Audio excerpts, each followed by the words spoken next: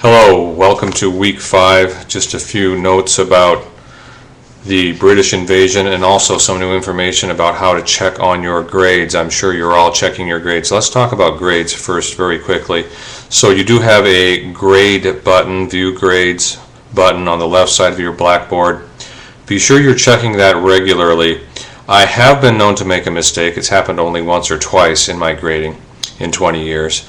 But really keep an eye on that, and if you feel like there might be an error somewhere, please talk to me about it and we'll check that out. Also, there have been numerous requests about the quiz, about being able to check and see which ones you've missed on the quiz. The grading section is set up that way now that you can review the quiz and you can check out what you have missed. What you have to do is go to the View Grades button, click on that, then look at your grades. Find the exact quiz, for instance, week 4 quiz, and then you will find in blue your grade for that quiz. Click on that, and in general we click on anything that's blue. So click on the grade, which is in blue. That'll take you to a new page, and again you'll click on your grade again on the next page in blue, and that should take you to a page that shows you which ones you got wrong and what the right answers are. So again, go to the View Grades page, click on the blue grade you got for the quiz. That'll take you to another page that will show you your grade again in blue. Click on that again and you should be able to see that. That View Grades page will also show you the discussion forums, and that grade should be in blue also. If you click on that, it will show you whatever you contributed to that week's discussion. So keep an eye on those grades, and if you see anything that might look like a mistake, let's talk about that. And the discussion forums also, some people have asked if I can reopen the old ones, and indeed I can. You cannot post anything more to them, but you can review what you've read and also see if anyone responded to you. The discussions have been very good. I think this is the best semester I've had yet. There's some really good give and take, and we've all got a handle on, including myself, keeping our fonts very standard and no colored fonts, no italics, no fancy fonts. Keep everything Times New Roman or whatever is the standard font there in the discussion forum. So really work on that. Please, no larger fonts. And this is something I've really had to work on. I've really noticed that. I started doing online teaching about 3 years ago, and as I've progressed through it, I can really see I'm carrying over a lot of the stuff I did a few years ago, using large font, using colored fonts, and it really can be very distracting, and as I'm saying, I am guilty of that also. So we live and learn, and this is something very good for your other classes too. Don't go nuts with colored fonts and stylized fonts, because it is just very distracting. So again, the discussion forums are looking very good, and a big shout out to my Tuesday night hybrid class in Prescott Valley. The most A's in this course right now, so you guys are doing great. You guys, you men and women, you people, and good job. So keep up the good work. This has been a good class so far. It's been a very good semester.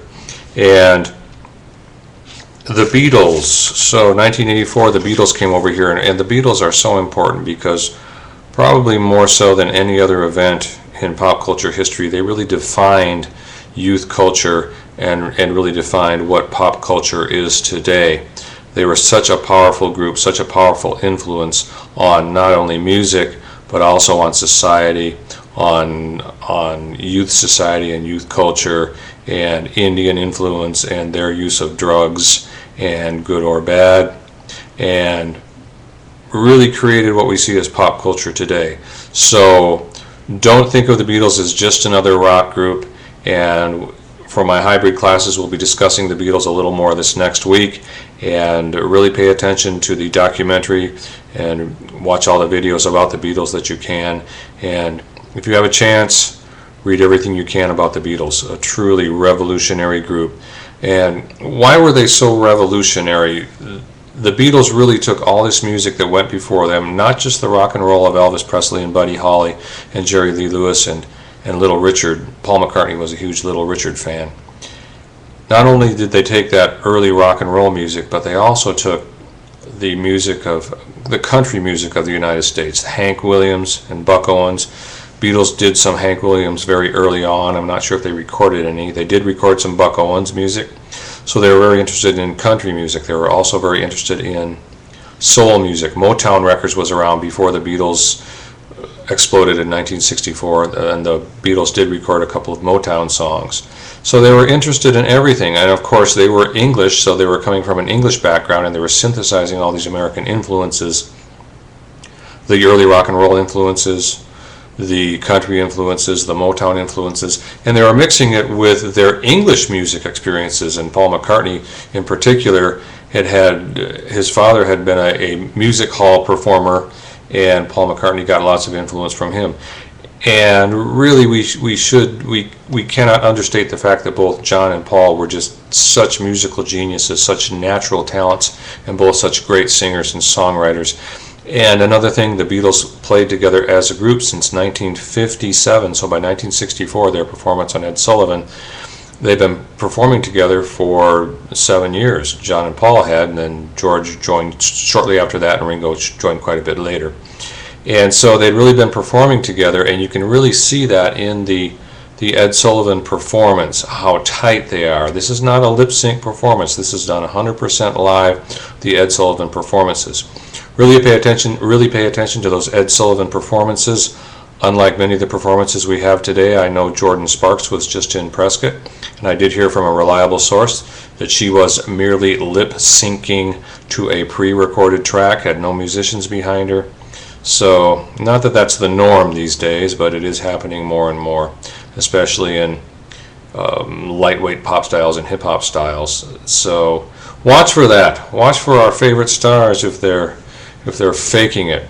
Famous story about Ashley Simpson when she lip-synced on Saturday Night Live and tried to do it live, tried to lip-sync live and got caught.